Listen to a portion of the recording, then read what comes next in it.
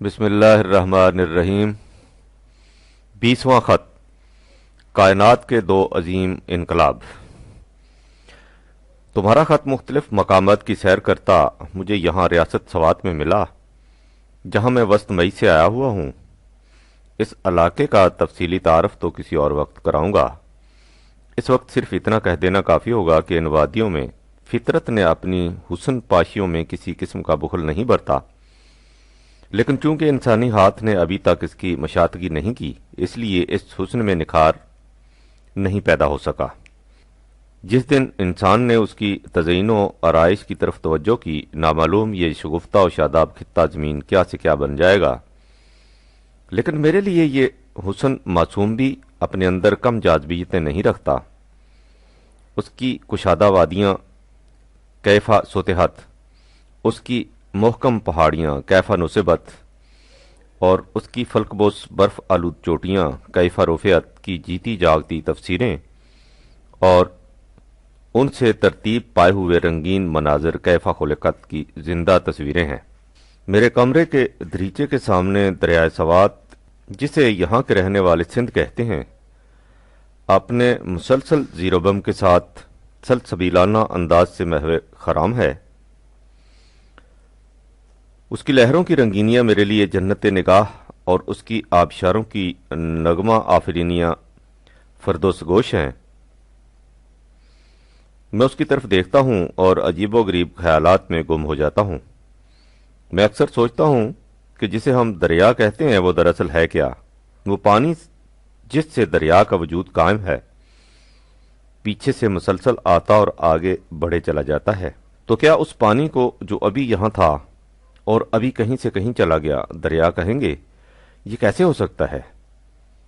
ایک ہر آن تغیر پذیر شے کس طرح ثابت قرار پا سکتی ہے؟ تو کیا دریا کے بطن بیڈ کو دریا کہا جائے گا، جو اگرچہ مستقلاً اپنی جگہ پر قائم ہے، لیکن جو تغیر پذیر پانی کے بغیر دریا کہلا ہی نہیں سکتا؟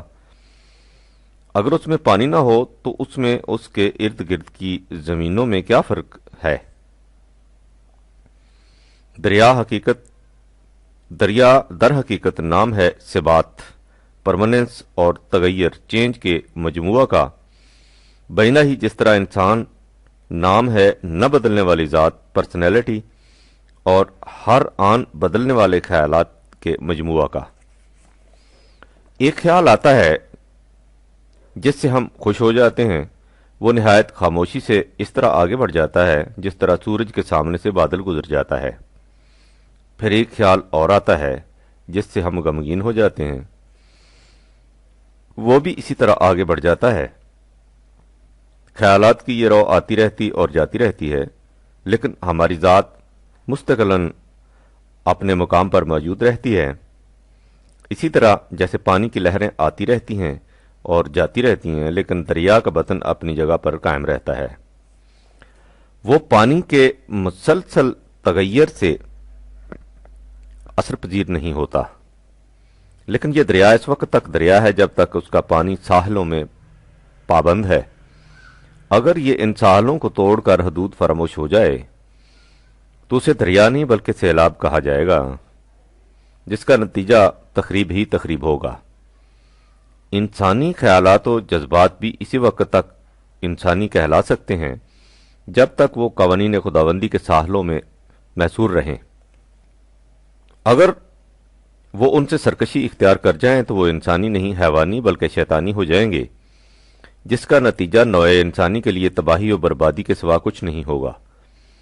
انسانی ذات کے استحکام کے معنی یہ ہیں کہ انسان کے جذبات و خیالات کیود ناشنا نہ ہو جائیں، لیکن اس پابندی کا مطلب یہ بھی نہیں کہ وہ یکسر جامد اور متصلب ہو جائیں۔ اگر دریا کے پانی کی روانی ختم ہو جائے تو وہ دریا نہیں رہتا، جوہر بن جاتا ہے، جس میں کچھ دنوں کے بعد بو پیدا ہو جاتی ہے، اور وہی پانی جو ہر قسم کی کثافت کو صاف کرنے کے کام آتا تھا خود کثیف بن کر رہ جاتا ہے۔ یہ حالت ہو جاتی ہے اس قوم کی جو تقلید کی زنجیروں میں جکڑ کر زندگی کی روانی سے محروم ہو جاتی ہے۔ اس میں نہ ندرت فکر رہتی ہے نہ جدت کردار۔ وہ ہر دم تازہ رہنے والی جوئے آب کی جگہ ایک تنگ و تاریک چوہڑ بن جاتی ہے جس سے ساری فضا متعفن ہو جاتی ہے۔ وہ زندہ قوموں کی صف سے نکل کر جن کی تقدیریں صبح و شام بدلتی رہتی ہیں قبرستان میں تبدیل ہو جاتی ہے، جس میں موت کا نام سکون اور بے حسی اور بے حرکتی کا نام اطمینان رکھ کر اپنے آپ کو فریب دے لیا جاتا ہے۔ اس کے سانس لینے کی وجہ سے ان لوگوں کو زندہ سمجھ لیا جاتا ہے، لیکن در حقیقت وہ زندہ نہیں مردہ ہوتے ہیں۔ وَتَحْسَبُهُمْ إِيقَاظًا وَهُمْ رُقُودٌ 18/18۔ ان کی حالت یہ ہوتی ہے کہ میں کدائے تہی صبح حلقہ خود فرامشاں، مدرسہ بلند بانگ بزم فسردہ آتشاں، فکر گرہ کشا غلام دین بروایت تمام، زاں کے درون سینہ ہا دل ہدف است بے نشاں۔ دیکھو سلیم، بیٹھا تھا میں تمہارے خط کا جواب لکھنے، لیکن تصورات مجھے کہاں سے کہاں لے گئے۔ اچھا لو، اب اپنے خط کا جواب سنو، اگرچہ اس تشبیب میں بھی تمہیں کئی کام کی باتیں مل جائیں گی۔ اس میں کوئی شبہ نہیں کہ کائنات کی تخلیق ایک ایسا محیر العقول کارنامہ ہے کہ انسانی عقل جوں جوں اس کی گہرائیوں اور پہنائیوں پر غور کرتی ہے، قدم قدم پر اس کی عظمت اور اپنے عجز کا اعتراف کرتی چلی جاتی ہے۔ لیکن اللہ تعالیٰ کے اس تخلیقی پروگرام میں دو مقام ایسے آئے ہیں جنہیں فی الحقیقت عظیم انقلاب کہا جا سکتا ہے، یعنی اس عظیم پروگرام کے اندر عظیم انقلابی مراحل۔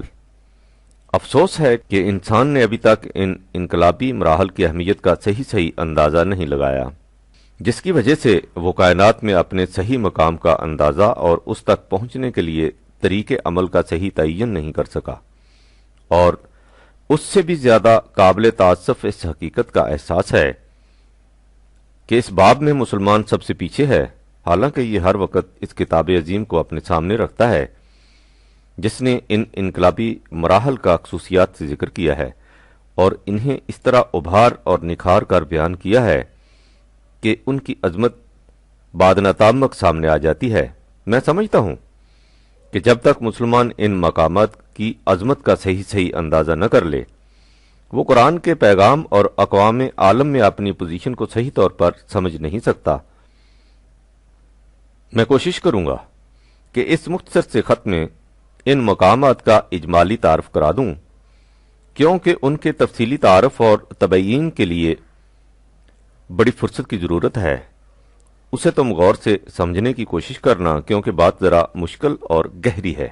اللہ تعالیٰ نے کائنات کی تخلیق بالمقصد کی ہے، اور جب کسی چیز کو کسی خاص مقصد کے لیے پیدا کیا جائے تو سب کچھ ایک پلان کے مطابق کیا جاتا ہے، لہذا کائنات کی تخلیق ایک پلان کے مطابق ہوئی ہے۔ پلان کا مطلب یہ ہے کہ اس میں ہر پرزہ کے ذمہ ایک خاص فریضہ لگایا گیا ہے۔ مختلف پرزوں کے باہمی تعاون و تناظر کے لیے خاص قاعدے مقرر کیے گئے ہیں۔ باللفاظ دیگر کائنات کی یہ عظیم القدر مشینری ایک خاص نظم و ضبط اور قاعدے اور قانون کے مطابق سرگرم عمل ہے۔ قد جعل اللہ لکل شیء قدرا 65/3۔ یقیناً اللہ نے ہر شے کے لیے پیمانے بنائے ہیں۔ قدر پیمانے یا اندازے کو یا دور حاضر کی سائنٹیفک اصطلاح میں میئرمنٹ کو کہتے ہیں۔ مقدور کے معنی میئرڈ یا ڈٹرمنٹ کے ہوں گے۔ وَكَانَ أَمْرُ اللَّهِ قَدْرٌ مَقْدُورًا 33/38۔ اور اللہ کا ہر امر اندازے کے مطابق متعین کردہ ہے۔ خارجی کائنات میں خدا کے متعین کردہ انہی اندازوں کو قوانین فطرت یا لا آف نیچر کہا جاتا ہے۔ سائنس کی ترقی کے معنی یہ ہیں کہ انسان نے ان قوانین کو کس حد تک دریافت کر لیا ہے۔ سائنسدان ان قوانین کو ایجاد نہیں کرتا، ان کا صرف انکشاف ڈسکوری کرتا ہے۔ ان قوانین کے محکم اور غیر متبدل ہونے کا نتیجہ ہے کہ ایک سائنسدان پورے حتم و یقین کے ساتھ کہہ سکتا ہے کہ اگر فلاں اور فلاں چیز کو یوں ملا دیا جائے تو اس سے یہ کچھ بن جائے گا۔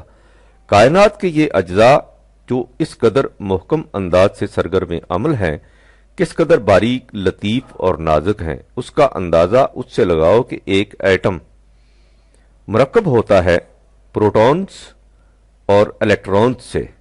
ایک برقیہ الیکٹرون کی ضخامت 1 انچ کے کروڑویں حصہ کے برابر ہوتی ہے۔ یہ پروٹون اور الیکٹرون اپنے محور کے گرد 1400 میل فی سیکنڈ کی رفتار سے گھومتے ہیں۔ ان کی گردش بالکل ویسے ہی ہے جیسے فضائے آسمانی میں نظام شمسی کے مختلف کروں کی گردش۔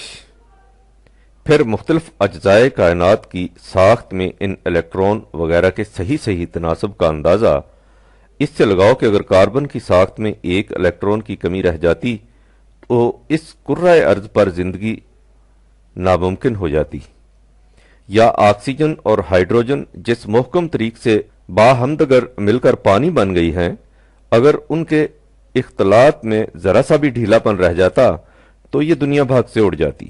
علاوہ اس کے کائنات کے مختلف اجزاء میں باہمی ربط و ضبط ایسا محکم ہے کہ علم الحیات بایولوجی کے ماہرین کا اعلان ہے کہ یہ تمام کائنات ایک نامی جسم کی طرح آرگینک ہے۔ کائنات کی اسی وحدت کی بنا پر اسے یونیورس کہتے ہیں۔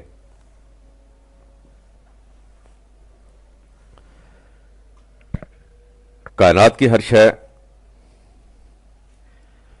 کی ہر شے کے اندر وہ قانون از خود موجود ہوتا ہے جس کے مطابق اس نے زندگی بسر کرنی ہوتی ہے۔ یہ ہے سلیم وہ نقطہ جس کے لیے میں نے اتنی لمبی چوڑی تمہید باندھی ہے۔ اس کو اس شے کی فطرت کہتے ہیں، یا یوں سمجھو کہ ہر شے کو اپنے اپنے فرض منصبی کا علم ہوتا ہے اور اس کا بھی پتہ ہوتا ہے کہ اس فریضہ کی سر انجام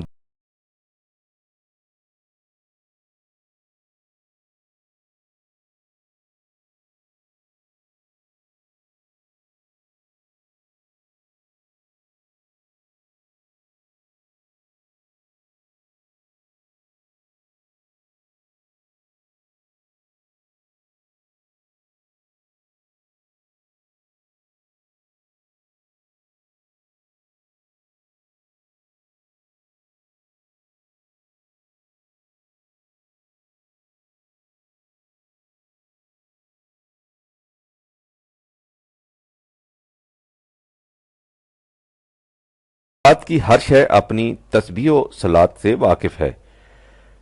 تسبیح و صلات کے قرآنی مفہوم کو تم نے سمجھ لیا سلیم۔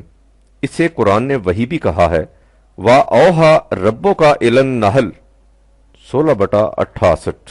خدا نے شہد کی مکھی کی طرف وحی کی۔ وَأَوْحَىٰ فِي كُلِّ سَمَاءٍ أَمْرَهَا 41/12۔ ہر کرۂ سماوی کی طرف اس کے فریضہ کے متعلق وحی کر دی۔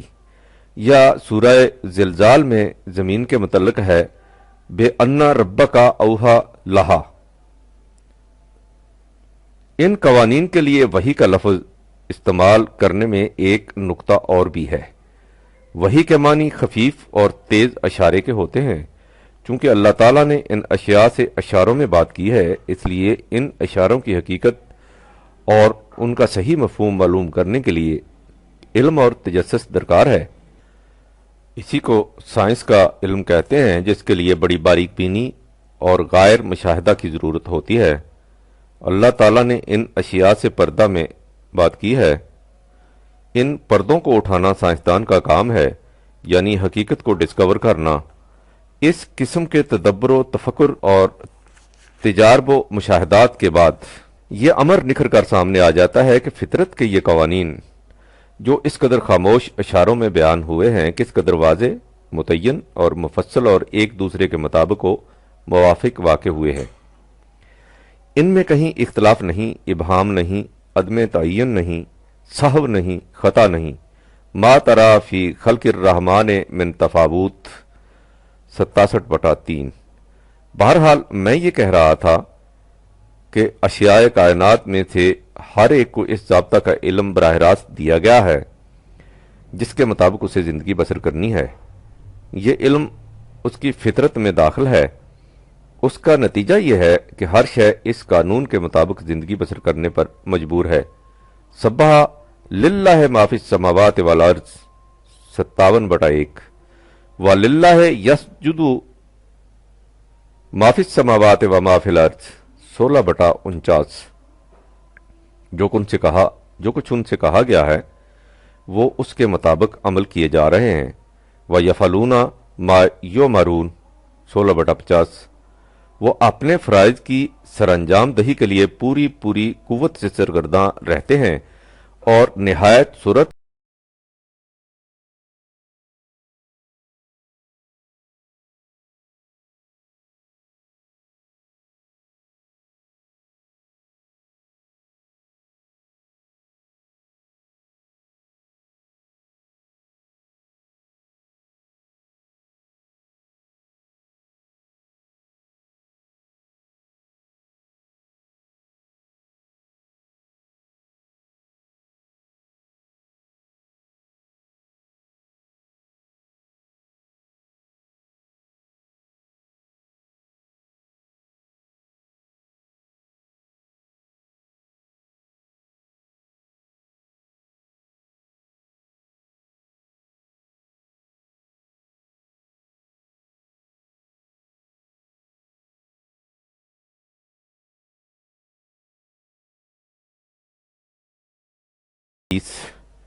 तस्बीह में सलीम अमल की इंटेंसिटी पाई जाती है और तकदीस में एक्सटेंसिवनेस यानी तमाम अशियाए फितरत मशैयत के प्रोग्राम की तकमील में पूरी कुव्वत और वसअत से सरगर्म अमल है।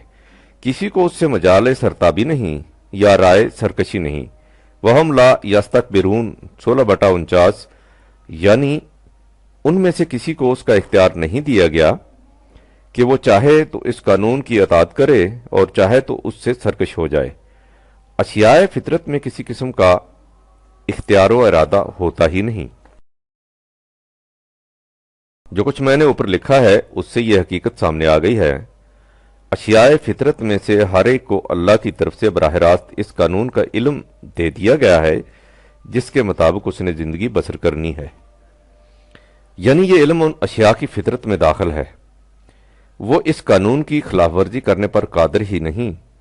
उससे ज़ाहिर है कि जो कानून किसी शय की फितरत के अंदर दाखिल हो वो शय उससे सरकशी इख्तियार ही नहीं कर सकती। पानी को उसका इख्तियार ही नहीं कि वो नशेब की बजाय फराज की तरफ बहने लग जाए। सिलसिला कायनात इसी तरीक पर चला आ रहा था कि मशैयत के प्रोग्राम के मुताबिक इन दो अजीम इनकलाबात में से जिनकी तरफ मैंने शुरू में इशारा किया है, पहला इनकलाब वाक़ हुआ। यह इनकलाब था इंसान की पैदाइश और उसकी वजह से वही के साबका इंतजाम में एक बहुत बड़ी तब्दीली। साबका मखलूकात के अलरगम इंसान को साहिब इख्तियार व इरादा पैदा किया गया। उसकी इस खसूसियत किबरा को अल्लाह ताला ने उलूहियाती तवानाई का एक करिश्मा नफक तो फी है मिन रूही 15/29 से ताबीर किया है। ये मैं तुम्हें पहले बता चुका हूं कि इस किस्म की तख्लीक को जो सिलसिला इर्तिका की साबिका कड़ियों से मुख्तलिफ हो, दौर हाजिर की इस्तिलाह में फजाई इर्तिका या एमरजेंट एवोल्यूशन कहते हैं।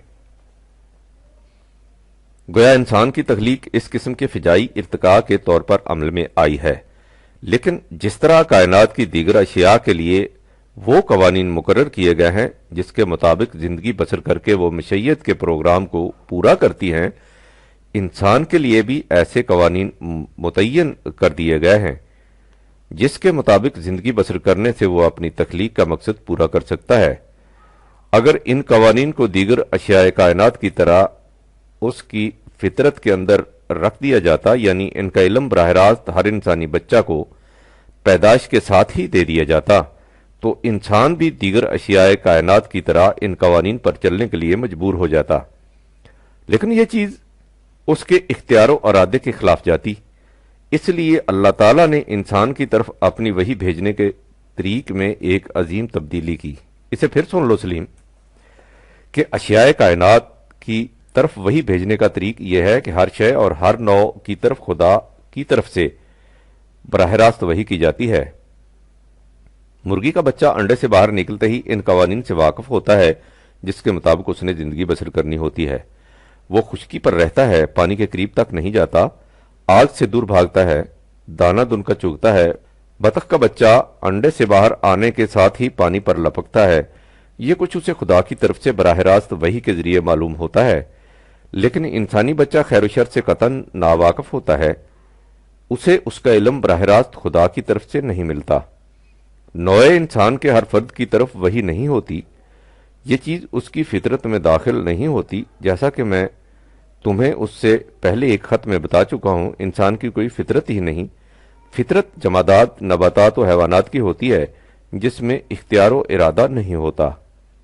انسان کے سلسلہ میں خیر و شر کا علم دینے کے لیے اللہ تعالیٰ نے طریق یہ تجویز کیا کہ نوع انسان کے ایک فرد کو اس مقصد کے لیے منتخب کر لیا جاتا اور اسے خیر و شر کا علم بذریعہ وحی دے دیا جاتا، پھر اسے کہہ دیا جاتا کہ اس علم کو وہ دیگر افراد انسانیہ تک پہنچا دے اور اسے ان انسانوں پر چھوڑ دے کہ وہ چاہے اس علم کی رہنمائی میں زندگی بسر کریں اور چاہے اس کے خلاف راستہ اختیار کر لیں۔ اس طرح خدا کی وحی بھی انسانوں تک پہنچ گئی اور انسانی اختیار و ارادہ بھی بدستور باقی رہا۔ ان برگزیدہ انسانوں کو جن کے ذریعے خدا کی وحی باقی افراد انسانیہ تک پہنچائی جاتی تھی نبی یا رسول کہا جاتا ہے۔ وحی کے اس طریقے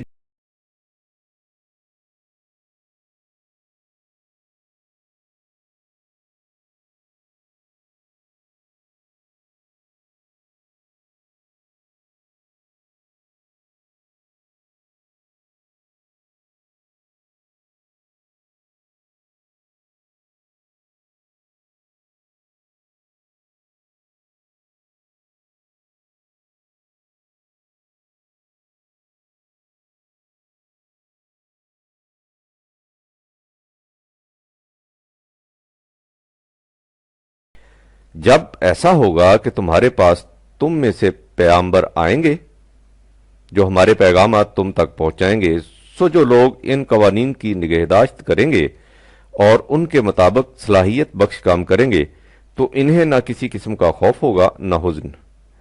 جہاں تک انسان کے اختیار و ارادہ کا تعلق تھا، اسے کہہ دیا گیا کہ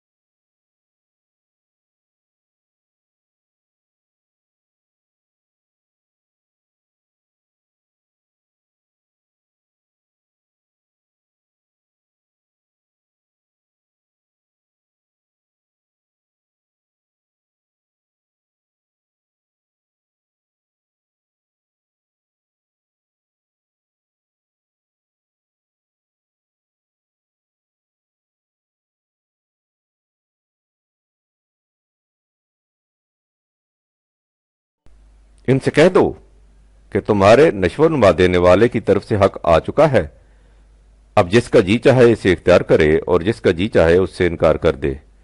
یہ کہہ دینا تو محض سمجھانے کی غرض سے ہے، ورنہ یہ چیز وحی کے اس طریق کا لازمی نتیجہ ہے جو انسان کی صورت میں اختیار کیا گیا ہے، یعنی ان قوانین کے اس فطرت کے اندر نہ ہونے کے معنی ہی یہ ہیں کہ اس سے آزادی حاصل ہے کہ وہ ان قوانین کو اختیار کرے یا اس سے انکار کر دے۔ اگر انسان کو اس امر کی آزادی دینا مقصود نہ ہوتا تو دیگر اشیاء کائنات کی طرح وحی کو اس کی فطرت کے اندر رکھ دیا جاتا۔ یہ مطلب ہے سلیم لا اکراہ فی الدین کا، یعنی دین کے معاملہ میں کسی قسم کی زبردستی نہیں۔ زبردستی سے لایا ہوا ایمان ایمان ہی نہیں ہوتا، ایمان وہی ایمان ہے جسے انسان خود اپنی مرضی اور ارادہ سے اختیار کرے۔ اپنے اختیار و ارادے کے معنی یہ ہے کہ انسان خود سوچ سمجھ کر ایک نتیجہ پر پہنچے۔ یہی وجہ ہے کہ قرآن غور و فکر اور سوچ بچار کی اس قدر تاکید کرتا ہے، اس کی دعوت علی وجہ البصیرت، اور وہ اسے علی وجہ البصیرت ہی اختیار کرنے کی تلقین کرتا ہے۔ تم دیکھو گے کہ قرآن قدم قدم پر تقلید کی مخالفت کرتا ہے، اس لیے تقلید میں انسان اپنے غور و فکر سے کام نہیں لیتا، بلکہ معاشرے میں جو عقائد و رسوم متوارث چلی آتی ہیں انہیں بلا سوچے سمجھے اختیار کر لیتا ہے۔ یہ در حقیقت معاشرے کو خدا بنا لیتا ہے۔ تقلید کے متعلق یوں سمجھو کہ وہ سوسائٹی ڈیوینائزڈ ہوتی ہے، جس طرح جس چیز کو ضمیر کہا جاتا ہے وہ سوسائٹی انٹرنلائزڈ ہوتی ہے، اور تو اور جو شخص خود قرآن کو بھی اندھا اور بہرا بن کر قبول کرتا ہے، اللہ تعالیٰ اسے بھی مومن قرار نہیں دیتا۔ اس کا ارشاد ہے کہ مومن وہ ہیں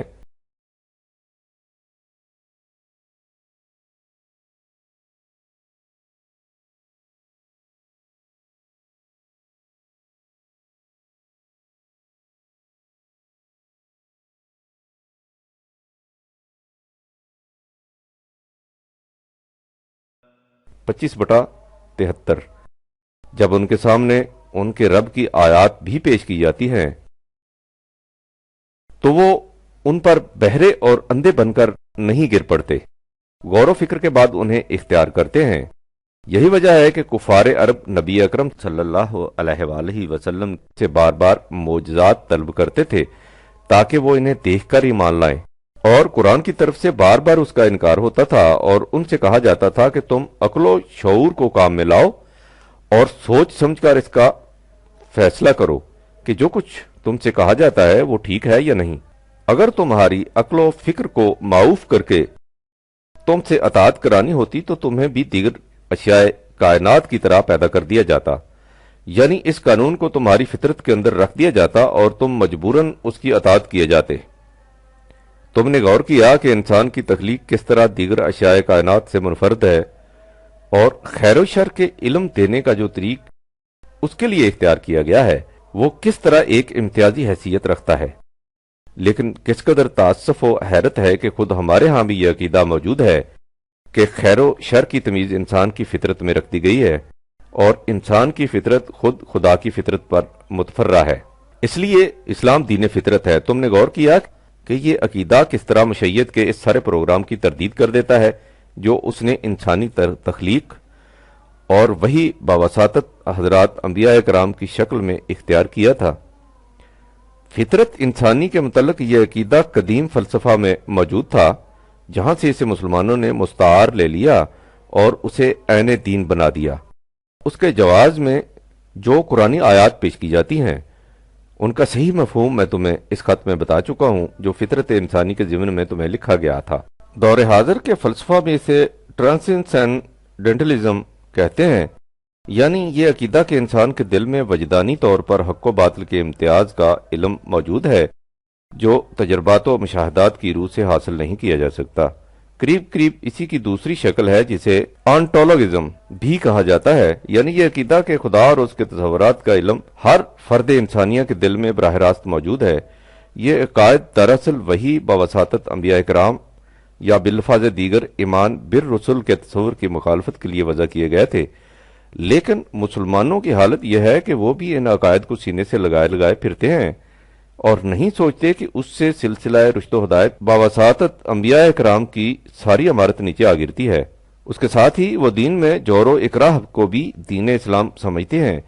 ذہنی اکراہ کے سلسلہ میں وہ تقلید کو دین کی بنیاد قرار دیتے ہیں اور قلبی اکراہ کے لیے مرتد کی سزا قتل بتاتے ہیں، یعنی جو شخص کسی وجہ سے دل سے دین کا قائل نہیں رہتا اسے بزور شمشیر دین کا قائل رکھنا چاہتے ہیں۔ یہ تمام عقائد قرآن کریم کو پس پشت ڈال دینے کا نتیجہ ہے۔ اب ایک قدم اور آگے بڑھو۔ ایک اور خصوصیت بھی ہے جس کی بنا پر انسان دیگر اشیاء کائنات سے منفرد ہے، اور وہ ہے عقل و فکر کی صلاحیت۔ کائنات میں عقل و فکر انسان کے علاوہ کسی اور کو نہیں دی گئی۔ اصل یہ ہے کہ جب قانون زندگی کو کسی شے کی فطرت کے اندر رکھ دیا جائے اور وہ اس کی اطاعت پر مجبور ہو جائے تو اسے عقل و فکر کی ضرورت ہی نہیں ہوتی۔ عقل و فکر کی ضرورت اسے ہوتی ہے جسے کوئی مسلک اپنی مرضی اور ارادے سے اختیار کرنا ہو۔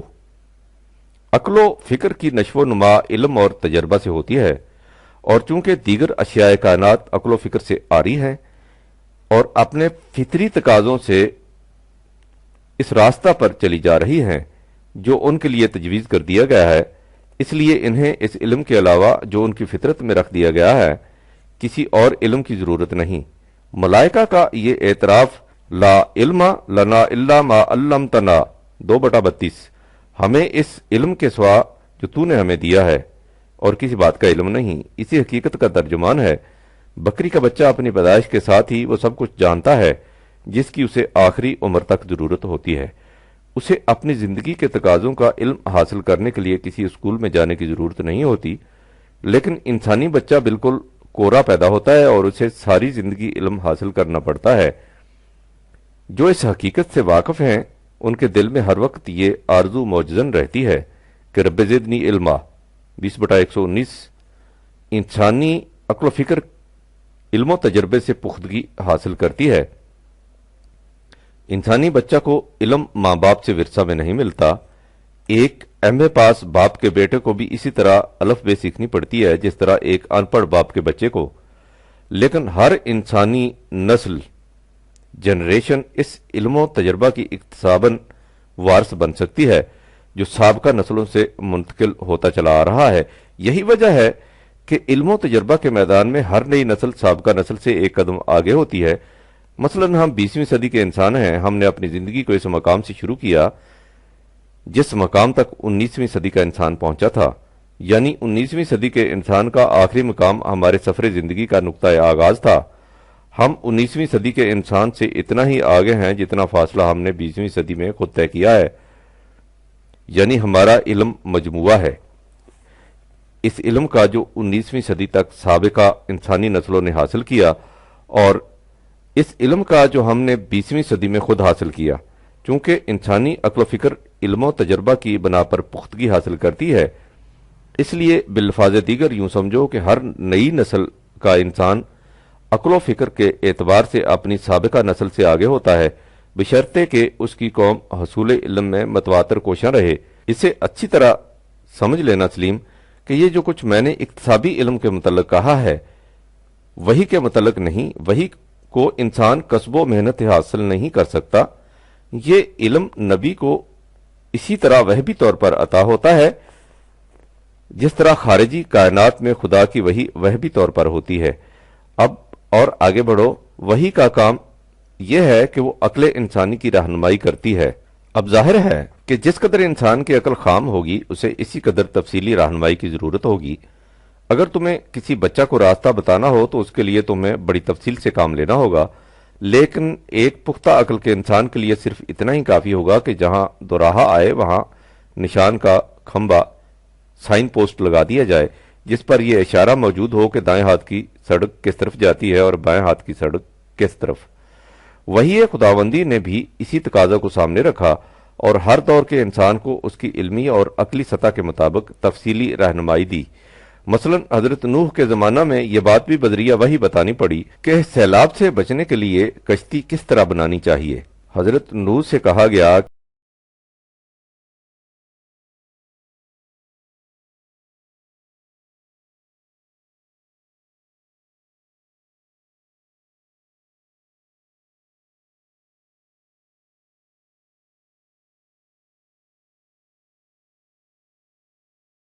ہماری زیر نگرانی ہماری وحی کے مطابق کشتی بناؤ۔ پھر جوں جوں انسانی علم و عقل میں پختگی آتی گئی ان تفاصیل میں کمی ہوتی چلی گئی۔ اس مقام پر اس بات کو اچھی طرح سمجھ لو کہ بعض امور وہ ہیں جو انسانی عقل کی حد سے ماوراء ہیں، یعنی انسانی عقل خواہ اپنی انتہا تک بھی کیوں نہ پہنچ جائے وہ امور اس کے دائرہ سے باہر رہتے ہیں۔ دوسرے امور وہ ہیں جو ایک زمانہ میں انسانی عقل کی حد سے آگے ہوتے ہیں، لیکن جب انسانی عقل آگے بڑھ جاتی ہے تو وہ امور اس کے دائرے کے اندر آ جاتے ہیں۔ اول الذکر امور وہ ہیں جو ہر نبی کی طرف نازل شدہ وحی میں یکساں طور پر آتے رہے اور ہر زمانہ کے انسان کو ان کی ضرورت رہی اور ضرورت رہے گی، لیکن دوسری قسم کے امور وہ ہیں جن کی تفاصیل میں کمی بیشی ہوتی رہی، یعنی جوں جوں انسان کی عقل آگے بڑھتی رہی ان تفاصیل میں کمی ہوتی چلی گئی۔ یہ سلسلہ وحی اس طرح مسلسل آگے بڑھتا چلا آیا تا آنکہ مشیت کے پروگرام میں اس دوسرے عظیم انقلاب کا وقت آ گیا جس کی طرف میں نے شروع میں اشارہ کیا ہے۔ اب انسانیت کے لیے اس دور میں داخل ہونے کا وقت آ گیا جس میں اس کی عقل نے بالغ ہو کر پختگی حاصل کر لینی تھی۔ چنانچہ اس دور کے آغاز میں یہ کیا گیا کہ ان تمام امور کے متعلق جن تک پہنچنا عقل انسانی کے لیے ممکن نہیں یا جن تک پہنچنے کے لیے اسے کرن ہا کرن درکار ہیں، وحی کی رہنمائی اصولی طور پر دے دی گئی۔ اس وحی کو قرآن کی دفتین میں ہمیشہ کے لیے محفوظ کر دیا گیا اور اس کے بعد سلسلہ وحی بند کر دیا گیا، یعنی سلسلہ نبوت کو ختم کر دیا۔ یہ ہے سلیم دوسرا عظیم انقلاب جو اس کارگاہ کائنات میں رونما ہوا، یعنی پہلا انقلاب تو یہ تھا کہ وحی کو اشیاء کائنات کی طرح انسانی فطرت میں داخل کرنے کے بجائے اسے ایک فرد کے ذریعے باقی انسانوں تک پہنچانے کا طریق اختیار کیا گیا، اور دوسرا انقلاب یہ تھا کہ وحی کی اصولی تعلیم کو منضبط کر کے مزید سلسلہ وحی کو ختم کر دیا گیا۔ سوچو سلیم کہ سلسلہ تخلیق کائنات میں یہ انقلاب کس قدر عظیم ہے۔ آگے بڑھنے سے پہلے اس مقام پر ایک اور نقطہ کا سمجھ لینا بھی ضروری ہے۔ میں نے اوپر کہا ہے کہ بعض امور وہ ہیں جن تک عقل انسانی از خود پہنچ ہی نہیں سکتی۔ اس کا مطلب ہے کہ ان حقائق کا دریافت کر لینا عقل انسانی کے بس کی بات نہیں، لیکن عقل انسانی اپنے تجرباتی طریق سے ان حقائق کی صداقت کو اپنی آنکھوں سے دیکھ سکتی ہے۔ مثلا خدا کی صفات اور مستقل اقدار کیا ہیں؟ عقل انسانی انہیں از خود معلوم نہیں کر سکتی، یہ صرف وہی بتا سکتی ہے، لیکن ان صفات خداوندی کا کائنات میں ظہور کس طرح ہوتا ہے اور مستقل اقدار کی راہ سے کیا کیا تعمیری نتائج مرتب ہوتے ہیں، عقل انسانی ان باتوں کو اپنی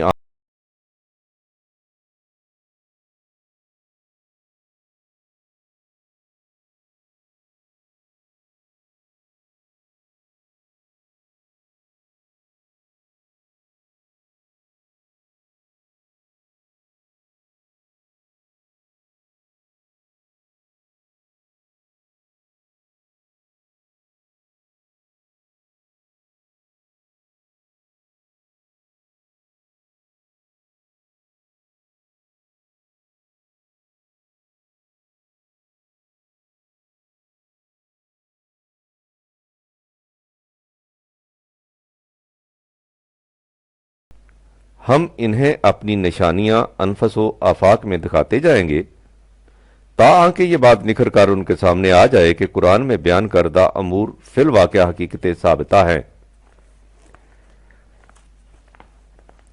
اس ضمنی توضیح کے بعد پھر اصل موضوع کی طرف آؤ۔ تم نے غور کیا ہے کہ یہ انقلابات کس حقیقت کا اعلان تھے؟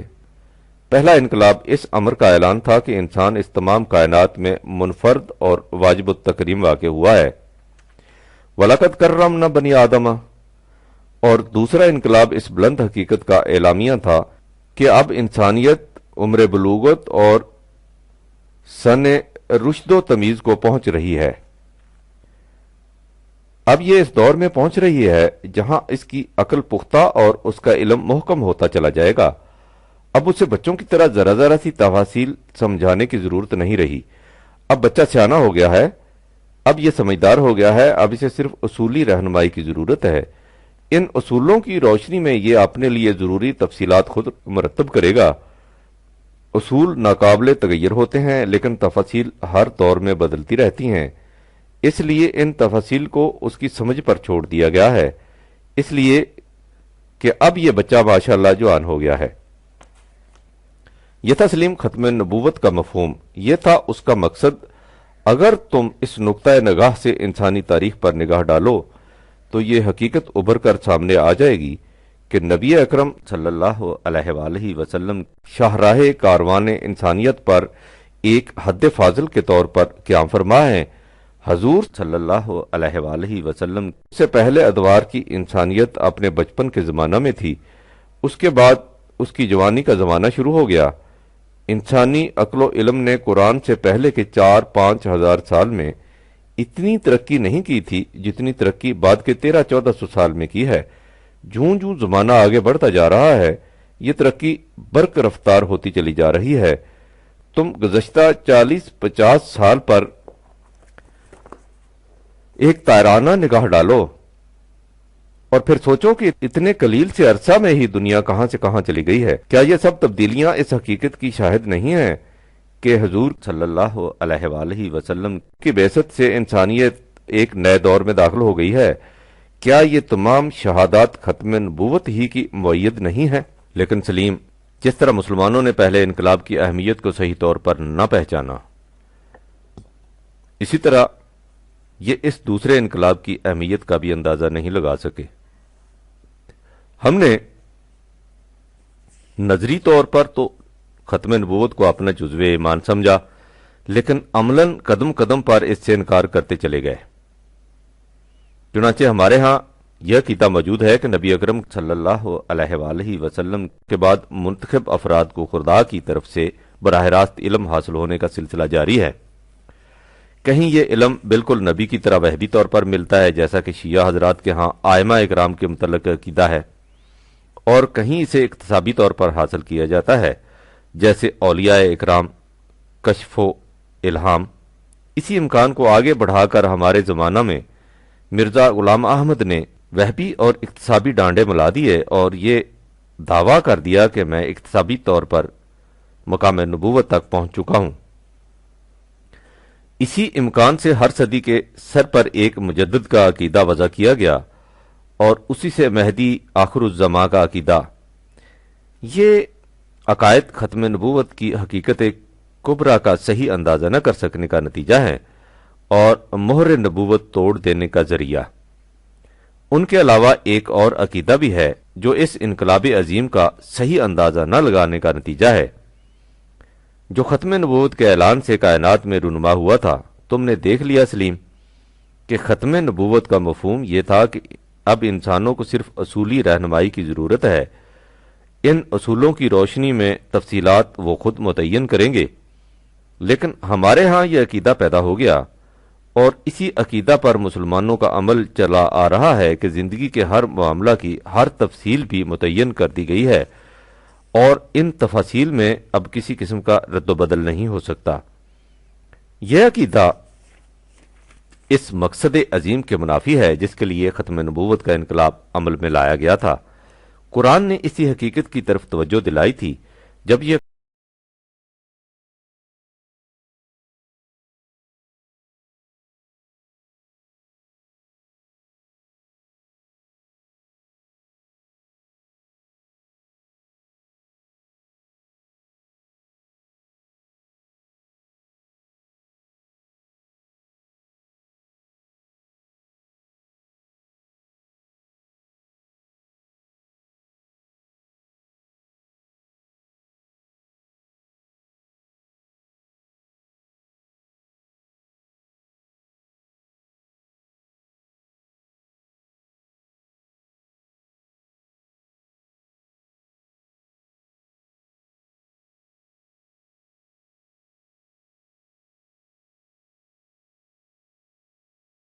پانچ بٹا 101 102، یعنی خدا نے قرآن میں جن تفصیلات کو بیان نہیں کیا تو یہ بھول چوک کی وجہ سے نہیں، ایسا دانستہ کیا گیا ہے۔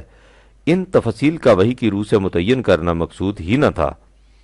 اس لیے اے جماعت مومنین، تم ان تفصیل کے متعلق خواہ مخواہ پوچھنا نہ شروع کر دیا کرو۔ اس وقت وحی کا سلسلہ جاری ہے، اگر تمہارے دریافت کرنے پر ان چیزوں کو بیان کیا گیا تو تم مشکل میں پھنس جاؤ گے۔ وحی کا سلسلہ بند ہو جانے کے بعد کوئی اور نبی آئے گا نہیں، وہ تفاصیل بھی قرآن کے اصولوں کی طرح ہمیشہ ہمیشہ غیر متبدل قرار پا جائیں گی، لیکن زندگی کے تقاضے بدلتے رہتے ہیں، اس لیے یہ تفاصیل ان کا ساتھ نہیں دے سکیں گی۔ اس طرح تم انہیں نبھا نہیں سکو گے۔ تم سے پہلے بھی ایک قوم نے ایسا ہی کیا تھا، خواہ مخواہ ایسی تفاصیل پوچھنی شروع کر دیں جن کا غیر متبدل رکھا جانا مقصود نہ تھا۔ نتیجہ اس کا یہ ہوا کہ جب وہ تفاصیل زندگی کے بدلنے والے تقاضوں کا ساتھ نہ دے سکیں تو انہوں نے دین ہی سے انکار کر دیا۔ اللہ کو چونکہ تمہاری حفاظت مقصود ہے، اس لیے تمہارے پوچھنے کے باوجود اس نے ان تفاصیل کو بیان نہیں کیا۔ اس کے علم کا یہی تقاضا تھا۔ تم نے غور کیا کہ اللہ تعالی نے کس طرح اس حقیقت کو واضح کر دیا کہ ختم نبوت سے مقصود یہ ہے کہ تم زندگی کی چھوٹی چھوٹی جزیات کے لیے وحی کی رہنمائی کی طرف آنکھیں لگا کر نہ بیٹھ رہا کرو، ان کے متعلق عقل و فکر سے کام لیا کرو اور وحی کے اصولوں کی روشنی میں انہیں خود متعین کیا کرو۔ یہی وہ تفاصیل تھیں جن کے متعین کرنے کے لیے خود نبی اکرم صلی اللہ علیہ وآلہ وسلم سے کہا گیا وَشَاوِرْهُمْ فِي الْأَمْرِ 3/158، یعنی ان کا فیصلہ اپنی جماعت کے مشورے سے کر لیا کرو۔ لیکن بعد کے مسلمانوں نے اس حقیقت کو نظر انداز کر دیا اور جن تفاصیل کو خدا نے دانستہ غیر متعین چھوڑا تھا انہیں متعین کر کے ہمیشہ کے لیے غیر متبدل قرار دے دیا۔ اس کا نتیجہ کیا ہوا؟ وہی جو اس قوم کی صورت میں ہوا تھا جس کی طرف قرآن نے اشارہ کیا ہے، اسے سمجھنے کے لیے تم اس بات پر غور کرو کہ ہماری شریعت میں، یعنی ان تفاصیل میں جنہیں قرآن نے غیر متعین چھوڑا تھا، سینکڑوں باتیں ایسی ہیں جو زمانے کے بدلنے والے تقاضوں کا ساتھ نہیں دیتی۔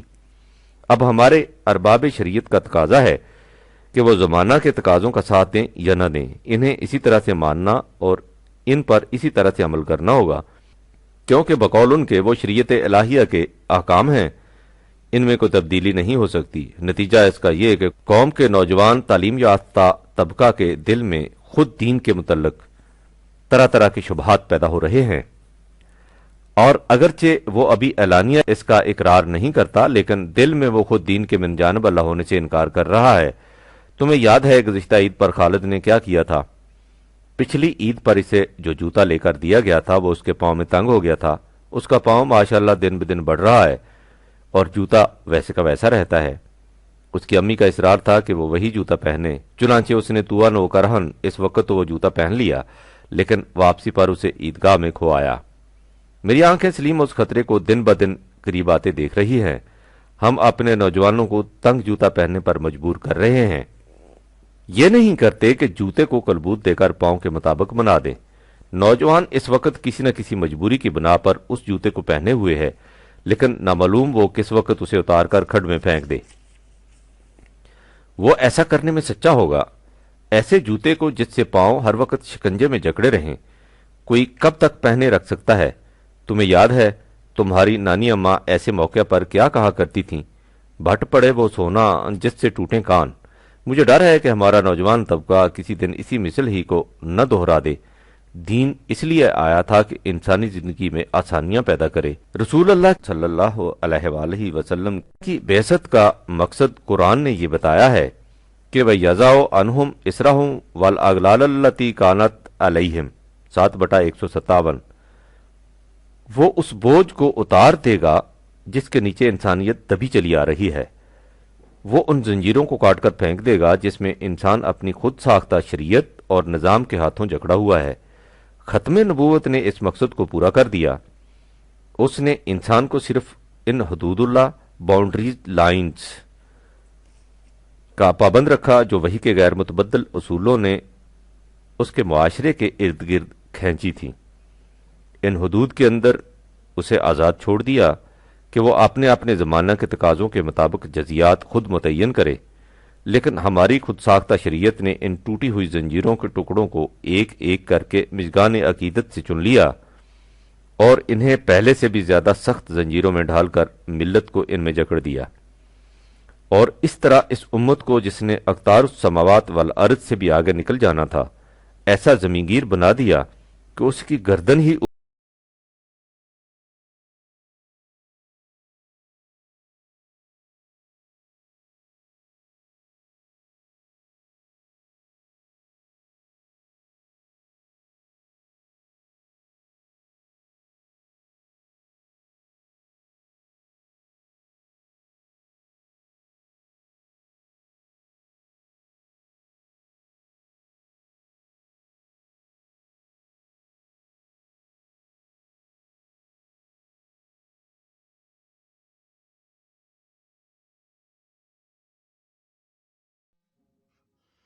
چھتیس بٹا 8/9 گردن میں توق و سلاسل اور آگے پیچھے دیواریں جن سے کچھ نظر ہی نہ آئے۔ ہم نے ان زنجیروں میں خود اپنے آپ ہی کو نہیں جکڑا بلکہ قرآن کو بھی اپنی خود ساختہ تفاسیر کے تابع رکھ کر اس بری طرح جکڑ دیا کہ وہ ایک قدم بھی آزادانہ نہیں اٹھا سکتا۔ تم نے سلیم اس دن اس بھینس کو دیکھا جو اس بری طرح سے چل رہی تھی۔ اس کے مالک نے کیا یہ تھا کہ ایک چھوٹی سی رسی ایک طرف اس کے سینگ سے اور دوسری طرف اس کے پاؤں سے باندھ دی تھی۔ رسی اتنی چھوٹی تھی کہ اس سے اس بیچاری کا سر بالکل پاؤں کے قریب آ گیا تھا۔ وہ اس رسی سے اس بری طرح جکڑ رہی تھی کہ وہ ایک قدم بھی اپنی پوری رفتار سے نہیں اٹھا سکتی تھی۔ وہ اسی رفتار سے چل سکتی تھی جس رفتار سے اس کا مالک چاہتا کہ وہ چلے۔ اس کی ساری آزادی سلب ہو چکی تھی۔ اس انداز سے جکڑے ہوئے جانور کو عرب مہجور کہتے ہیں۔ مہجور کے اس مفہوم کو سامنے رکھو اور پھر قرآن کریم کی اس آیت کا مطلب سمجھو جس میں کہا گیا ہے کہ حضور نبی اکرم صلی اللہ علیہ وآلہ وسلم خدا سے فریاد کریں گے کہ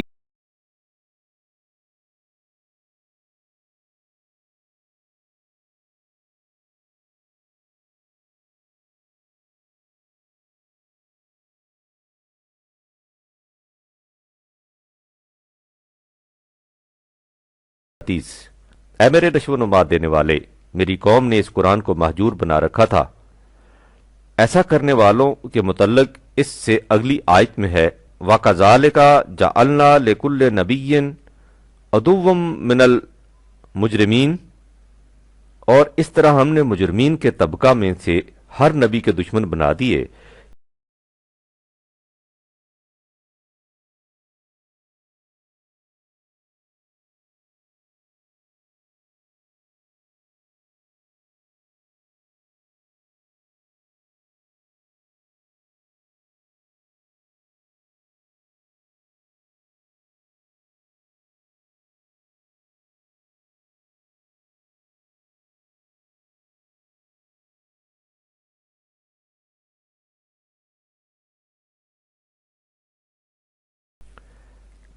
خدا کی رہنمائی اور نصرت کو کافی سمجھا جائے اور انسانوں کی ان خود ساختہ جکڑ بندیوں کو توڑ کر رکھ دیا جائے جنہیں وہ شریعت خداوندی کے نام سے آگے بڑھاتے ہیں اور جن سے نجات دلانے کے لیے حضور خاتم النبیین تشریف لائے تھے۔ تصریحات بالا سے یہ حقیقت تمہارے سامنے آ گئی ہوگی سلیم کہ کائنات میں ہر شے کی طرف خدا کی وحی براہ راست ہوتی ہے، یعنی ہر شے کا قانون زندگی اس شے کے اندر رکھ دیا جاتا ہے۔ یہ قانون اس شے کی فطرت کہلاتا ہے۔ جس شے کی فطرت میں کوئی قانون رکھ دیا جائے وہ اس قانون کی اطاعت پر مجبور ہوتی ہے، اسے اس سے سرتابی کا اختیار بھی نہیں ہوتا۔ یہ وجہ ہے کہ کائنات میں کسی شے کو اختیار و ارادہ حاصل نہیں۔ انسان کی تخلیق دیگر اشیاء کائنات سے بالکل مختلف انداز میں ہوئی ہے۔ اسے اختیار و ارادہ دیا گیا ہے، اسی وجہ سے اس کا قانون زندگی اس کی فطرت کے اندر نہیں رکھا گیا۔ اس کی طرف خدا کی وحی حضرات انبیاء اکرام کی وساطت سے آتی رہی ہے، یعنی اس نوع کے ایک منتخب فرد کی وساطت سے دیگر افراد تک وحی پہنچائی جاتی رہی ہے۔ وحی کے اس منفرد طریق کے علاوہ انسان کو عقل و بصیرت بھی عطا کی گئی ہے۔ وحی کا کام یہ ہے کہ وہ انسانی عقل کی رہنمائی کرے۔ جس قدر انسان کی عقل خام تھی اسی قدر وحی خداوندی زیادہ سے زیادہ تفصیلی احکام دیتی ہے۔ جوں جوں اس کی عقل میں پختگی اور علم میں وسعت آتی جاتی تھی یہ تفاصیل کم ہوتی جاتی تھیں، تاکہ وہ دور آ گیا جس میں انسانی عقل بلوغت کی حد میں داخل ہو گئی۔ اس وقت خدا کی طرف سے آخری وحی آئی اور نوع انسان کی مکمل رہنمائی کے لیے جو کچھ دیا جانا مقصود تھا اسے اصولی طور پر قرآن کے اندر محفوظ کر کے وحی کا سلسلہ بند کر دیا گیا۔ اب کسی انسان کو خدا کی طرف سے براہ راست علم حاصل نہیں ہو سکتا۔ قرآن کے اصولوں کی روشنی میں مختلف زمانوں کے تقاضوں کے مطابق تفاصیل کا مرتب کرنا انسان کی عقل و بصیرت پر چھوڑ دیا گیا، کیونکہ یہ تقاضے بدلتے رہتے ہیں۔ اس سے واضح ہے کہ تمام خارجی کائنات کے مقابلہ میں انسان کی حیثیت منفرد ہے، اور ختم نبوت کے بعد کاروان انسانیت ایک نئی منزل میں داخل ہو گیا ہے جس میں انسان کی خود اعتمادی پر زیادہ زور دیا گیا ہے اور اس کی آزادی کو حدود اللہ کے سوا کسی اور چار دیواری سے محدود نہیں کیا گیا۔ یہ ہے سلیم تمہارے سوال کا جواب۔ اچھا اب میں رخصت ہوتا ہوں، وہ دیکھو سامنے کی پہاڑی پر سورج کی آخری کرن برف آلود چوٹی کو بوسہ دے کر صبح تک کے لیے رخصت ہو گئی۔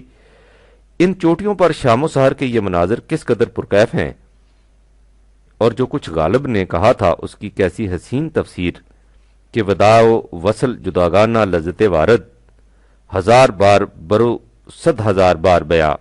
پرویز، جون 1956۔